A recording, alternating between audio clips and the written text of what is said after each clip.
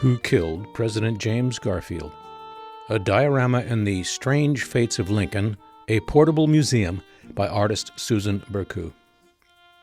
It was July 2nd, 1881 at the crowded Baltimore and Potomac Railroad Station in Washington, D.C.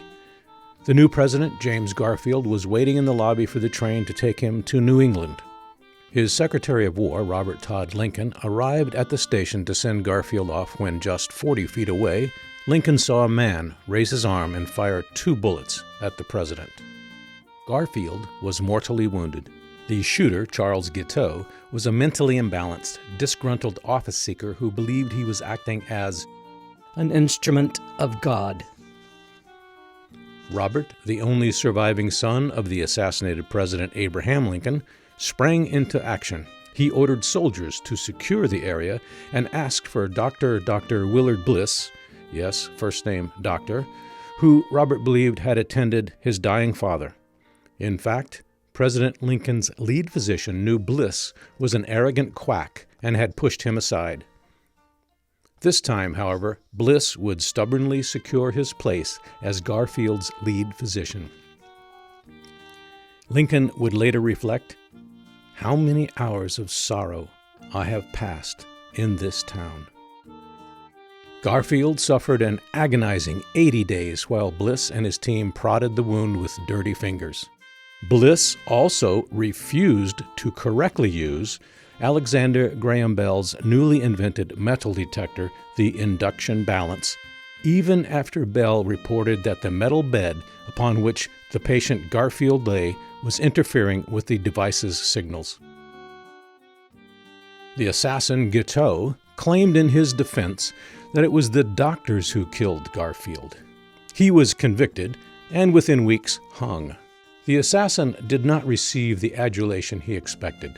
The ivory-handled pistol that he had bought because it would look good in a museum was lost by the Smithsonian.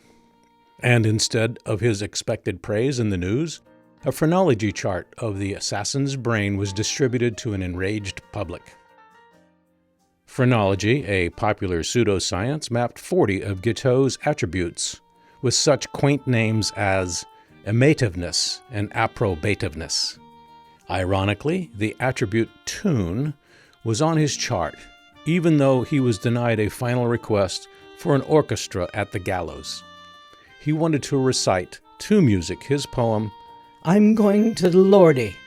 It would be sung 110 years later in Stephen Sondheim's musical, The Assassins. James Garfield's is the quintessential American rags-to-riches story. His superior intelligence and voracious appetite for learning propelled him out of the most impoverished childhood of all the presidents. His father died when he was an infant, and young James put himself through school and by age 18 was a professor. At 26, he was appointed president of Hiram College in Ohio. At 49, the handsome, charismatic, articulate orator was elected President of the United States.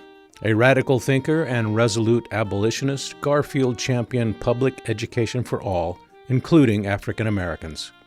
Nobody but radicals have ever accomplished anything in a great crisis. A selection of Garfield's many memorable quotes are emblazoned on symbolic stones on the backside of the diorama. He must have had his own life in mind when he said, "I never met a ragged boy in the street without feeling I may owe him a salute, for I know not what possibilities may be buttoned up underneath his coat." Ideas are the great warriors of the world. Certainly, James Garfield would have been one of the nation's greatest presidents if his life had not been so cruelly cut short.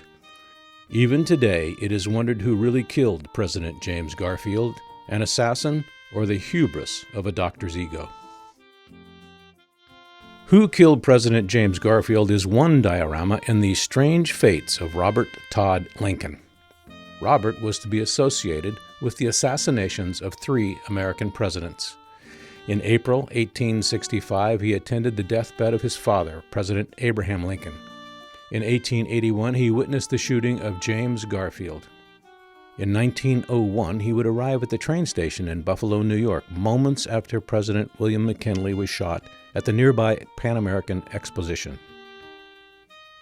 This diorama coincides with the efforts in place to create a long overdue President James A. Garfield Memorial in Washington, D.C. The content was largely informed by the book Destiny of the Republic, A Tale of Madness, Medicine, and the Murder of a President by Candace Millard.